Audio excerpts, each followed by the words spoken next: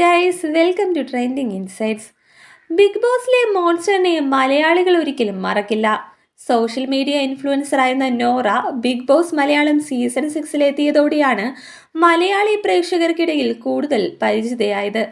തുടക്കത്തിൽ തന്നെ ഹൗസിൽ നിന്നും പുറത്താകാൻ സാധ്യതയുണ്ടെന്ന് പ്രവചിക്കപ്പെട്ട മത്സരാർത്ഥിയായിരുന്നു നോറ. എന്നാൽ തനിച്ച് മത്സരിച്ച് ഷോയിൽ 91 ദിവസം പിടിച്ചു നിൽക്കാൻ താരത്തിന് സാധിച്ചു. ഷോയിൽ വെച്ച് തന്റെ വിവാഹ ജീവിതത്തിൽ സംഭവിച്ച മോശം അനുഭവങ്ങളെക്കുറിച്ചും ഡിവോഴ്സിനെ കുറിച്ചുമെല്ലാം താരം തന്നെ തുറന്നു പറഞ്ഞിട്ടുണ്ട്.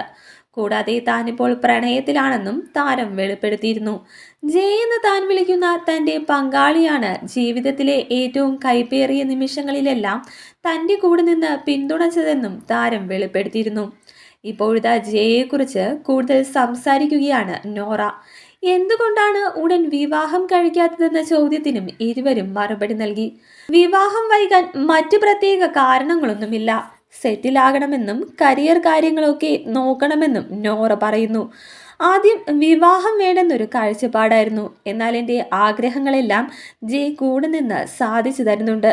കുടുംബജീവിതം തുടങ്ങിയാൽ മറ്റു കാര്യങ്ങളിൽ ഇടപെടാൻ താല്പര്യമില്ല.